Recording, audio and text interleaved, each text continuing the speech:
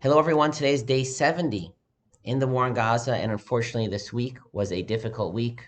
A greater number of soldiers fell, dying, Al Kiddush Hashem, protecting the people in the land of Israel this week than in previous weeks, and we continue to hear incredibly difficult, disturbing details of the original attack and things that have happened since that time. And we continue to daven, continue to try to do extra mitzvos and to learn Torah in the merit of all of these people, in the merit of the soldiers, that they should be successful and be safe, that Hashem should give strength to their families that are worried about them. Hashem should protect those who are still being held captive in Gaza, Rahman al-Islam, and give strength to their families. And Hashem should protect and give strength to everyone who's living in the land and state of Israel. In this week's parsha, there's a moment when Yosef has already gone down to Egypt. He's already the viceroy, and there's a famine in the land of Israel. Vayar Yaakov ki yeshav Mitzrayim, but Yaakov has heard, he sees, he knows somehow that there's food in Egypt, and he sends his children, he instructs them, Redu shama v'shivru lana misham v'nichyev lo namus, go down, get us some food so we'll live and we won't die. But before that, he calls the sons, the Shvatim to him, and he tells them, Vayomer Yaakov lebanav, he says to his sons, Lama titra'u, Lama tisra'u. It's a difficult phrase. The shorsh is ro'et, to see, but is in the heat pa'el form, which normally makes the verb into a reflexive verb, something that you do to yourself, like to dress yourself. What exactly does this word mean? It's a difficult word. Rashi has two suggestions in our printed Rashi, which most of the classical commentaries follow. Either Rashi says it means as if it is written lo taru, do not present yourself, do not give yourself over to be seen, do not pretend, Rashi says.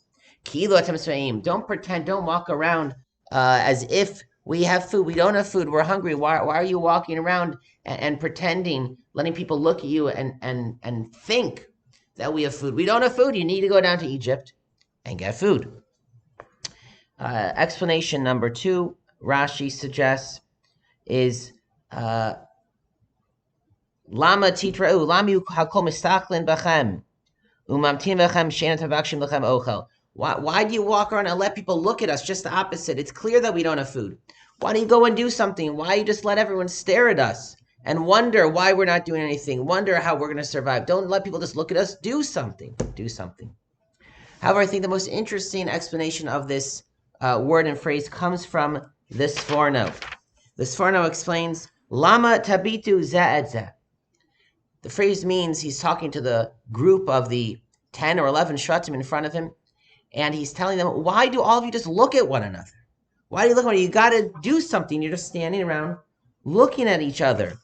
Lamatem, why?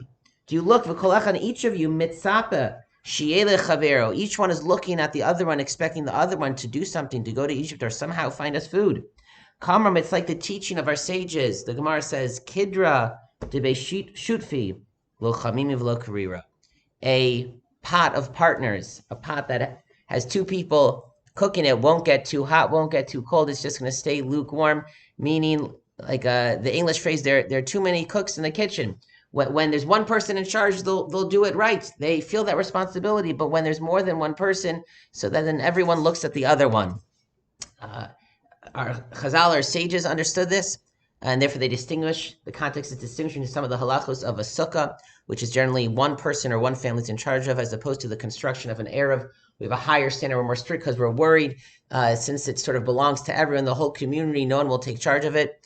Chazal understood this psychological reality of how humans think and how we work and how we respond. Today, modern psychologists refer to this as the bystander effect, or a bystander apathy, that when we know there are other people around, that we know that other people can take care of it, we feel less responsible. We feel less responsible. There was a horrible incident, famous, that was the reason that this was researched, of Kitty Genovese, who was killed, who was murdered in New York, with tons of people hearing her scream from the windows, and no one, at least as it was originally reported, called the police because everyone assumed that someone else was going to do it. And that is what Yaakov is telling the Shvatim.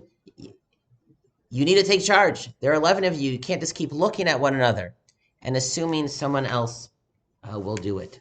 It's important for us to be aware of this. We all think in this way, and we're in that situation to not give into it, but to do the right thing, to be responsible. It's true in any aspect, whenever something needs to happen, but we are focusing on chesed in these Erev Shabbos videos, and it's certainly true for chesed also. Sometimes we may be on a WhatsApp chat, and there's an opportunity to do chesed. Can someone help in some way?